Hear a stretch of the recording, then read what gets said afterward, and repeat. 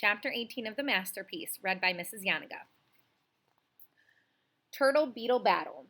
She must have toppled over the edge when the turtle struck the glass. "Elaine, don't move," Marvin cried to her. "Don't make any noise. He doesn't see you yet. I'm coming."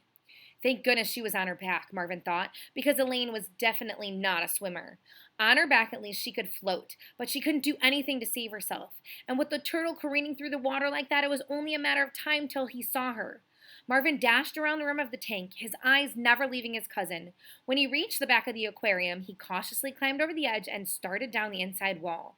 He was too high up for the turtle to see him, but he had to make it all the way down the side unnoticed. Elaine was staring up at Marvin with huge, frightened eyes.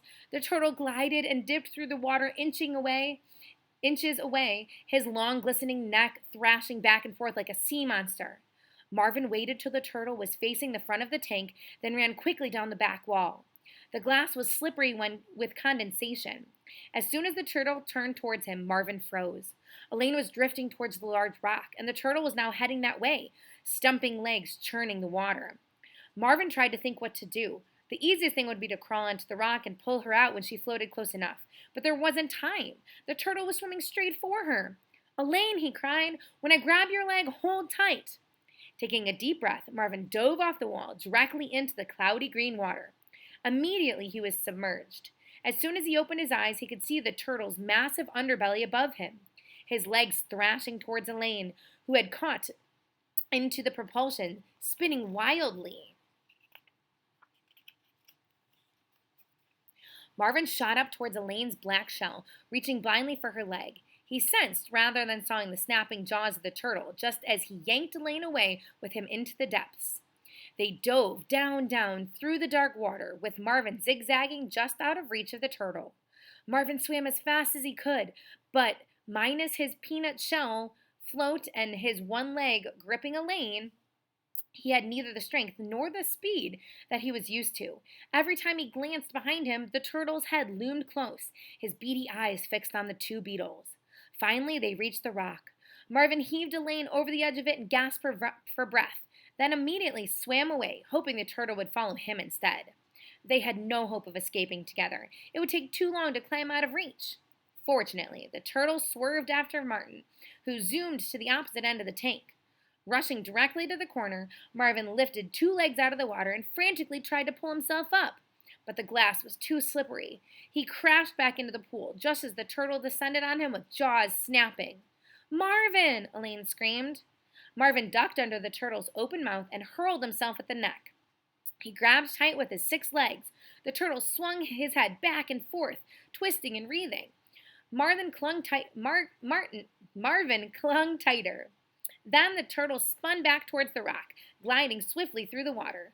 "Marvin!" Elaine cried again. "Jump off!" Marvin knew that he wouldn't be able to hold his breath much longer. As soon as the turtle neared the rock, he loosened his hold on the muscular neck. He saw Elaine's blurry shape through the water, crouched at the edge of the rock. He flung himself towards her. For a second, the heaviness of the water seemed to trap him. But then Elaine grabbed him, yanking him up into the clean air. "Hurry," she cried. Together they dashed for the slippery back wall of the tank. They could hear the turtle splashing out of the water and lumbering over the rock towards them. "Don't look back," Marvin warned Elaine, pulling her with him onto the wall. Frantically, they scrambled up the glass. Seconds later, they climbed onto the top rim of the aquarium, well out of reach. They toppled over the edge and half slid, half fell to safety. "Oh, Marvin," Elaine let out a long breath as they flapped on the ground. "That was a close one. I think I saved your life back there." "Saved my life?" "When I pulled you up on the rock." "What about when you fell into the tank?" Marvin demanded. "Oh, I know. Talk about scary. Who would have thought that old turtle would be so fast? We'll have to be more careful next time." "Next time?" Marvin stared at her. "You know what I mean," Elena said dismissively. "Come on, let's go. It's noon already." They ran across the aquarium table towards the windows, where the long platter filled with herbs beckoned in the sunlight. Marvin could smell the sharp scent of mint and glimpsed Mama in the distance, untying the yellow hamper and spreading the picnic fare on the fallen basil leaf. He and Elaine hurried past waving fronds of oregano and dill towards their parents.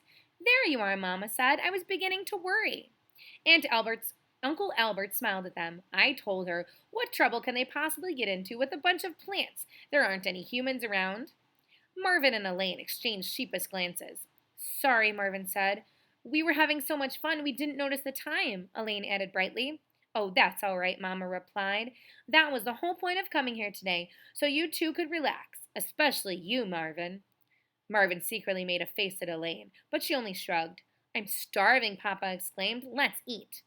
And with that, the six beetles gathered around the bountiful spread, a midday feast of shattered pretzel pieces, blueberries, cantaloupe seeds, muffin crumbs, a semi sweet chocolate chip, and a fresh oregano salad, and enjoyed their picnic in the shade of the fragrant herbs.